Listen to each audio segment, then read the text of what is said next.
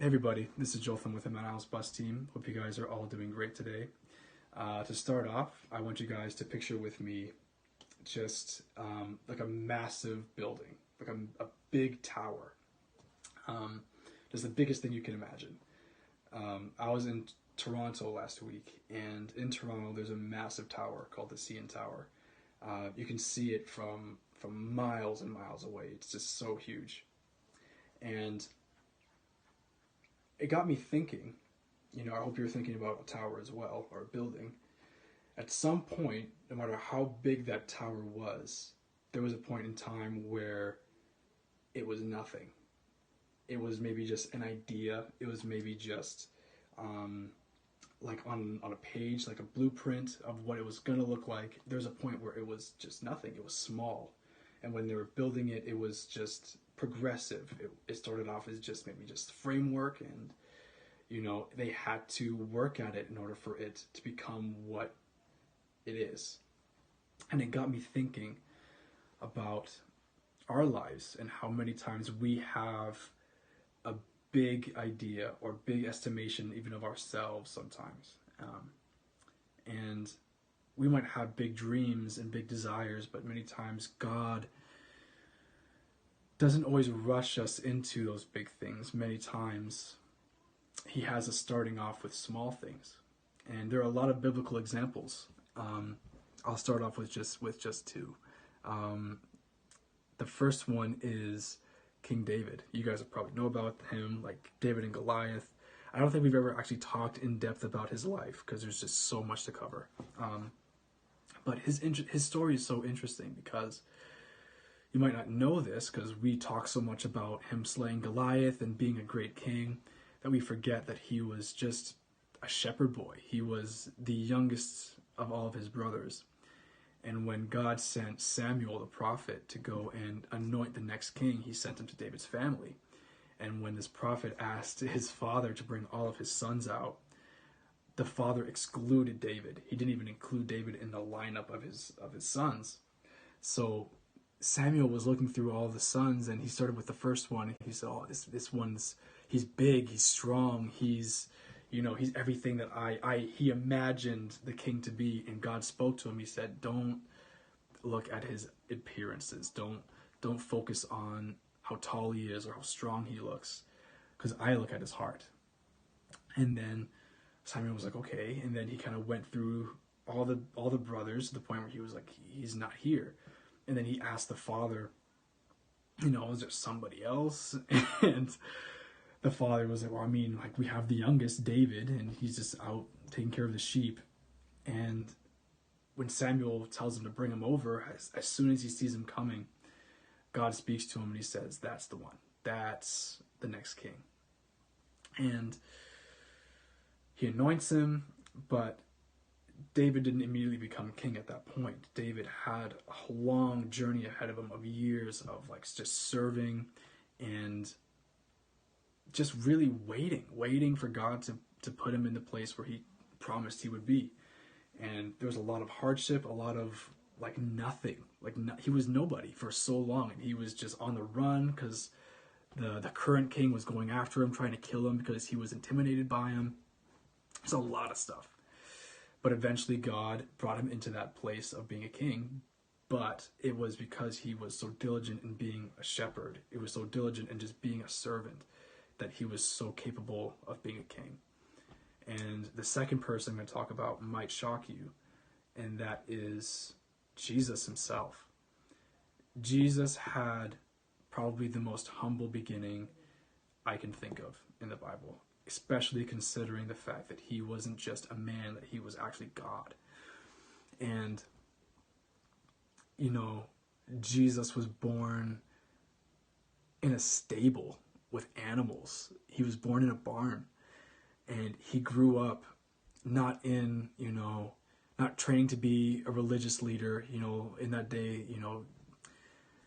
young boys were being trained in the Bible and learning prophecies and scripture, and they were like students under the highest, religious leaders of the time because they were being trained. But Jesus was just a carpenter. He took his dad's job and was just just working a normal craftsman's job. And he did that for 30 years.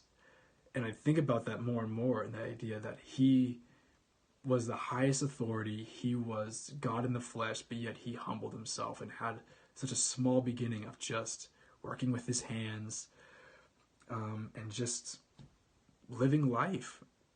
And many times, even though we have these ideas of grandeur in our lives, we want to see such big things happen, we want to see God do such great things in us, which is good, and I don't think it's a bad thing to have those desires. But I think many times we neglect the fact that God, many times, he starts us off at the bottom, and he starts us off with such small things. And there's even a scripture that says, hey, if I can't even trust you with little, how can I then trust you with much? So there's another scripture I just kind of want to, I could have just gone up with that scripture, but I guess I'll just go with the one I wrote down. But it's in Zechariah 4 verse 10. It's just the first part of the scripture. It says, do not despise these small beginnings, for the Lord rejoices to see the work begin. And this was written when the Israelites kind of returned to Israel and were kind of beginning to rebuild the temple. And kind of says, hey, don't despise the fact that you're going to have to start from the ground up, because God rejoices in the work even being started. So in your life, you might see all this work that needs to be done, or maybe you have this idea of something you want to do that's huge and that's big. Don't lose heart all because you're maybe in the season of a small beginning. You know, God rejoices in the fact that you're even starting. God rejoices that, you know, you're on the path that you're on. So don't worry about whether or not you're starting off doing something amazing. You know, just be patient with where you're at, because I think God sees the amazing aspects of where you're at right now. The small beginnings God sees as being amazing. So don't neglect it, and just walk in it, rejoice in it, and be patient, and know that God is faithful to bring you into your next big thing whenever he wants to. You know, his timing is perfect. So rest in that. So yeah, that's all for me this week. I hope it speaks to you. I hope it registers with you. But yeah, hope you guys have a great rest of your day. Every morning starts with darkness. Rays of light come slowly creeping in, ray by ray.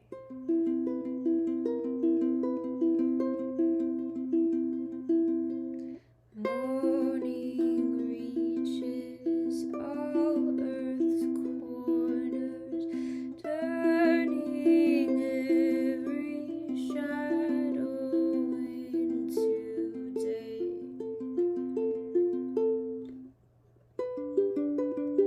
It's unstoppable,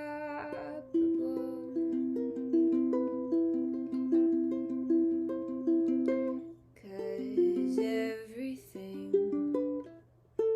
starts quite small. Nothing's born very tall, 'cause reaching for the sun is how we learn to grow after all. God transforms us as we wander, though we don't know what we walk towards. He leads us forward, 'cause everything starts quite small. Nothing's born very tall, 'cause reaching for the sun is how we learn to grow after all.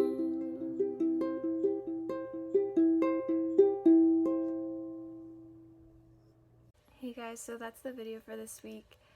I hope it just reminds you that we're all on a journey and nobody begins this life with a plan of any sort or with any sort of trajectory. We all kind of have to like seek that out and let God lead us step by step.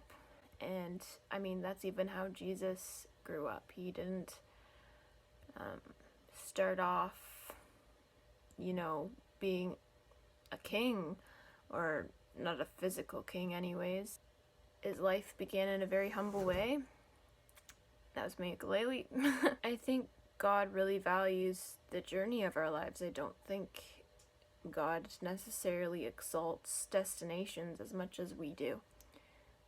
Because I don't think God sees milestones in our lives as destinations. I don't think we ever stop growing, or we shouldn't anyways. I thought that was a good message, and I hope that it was a nice reminder for everybody this week. So, have a good week, and we'll see you next time. Bye.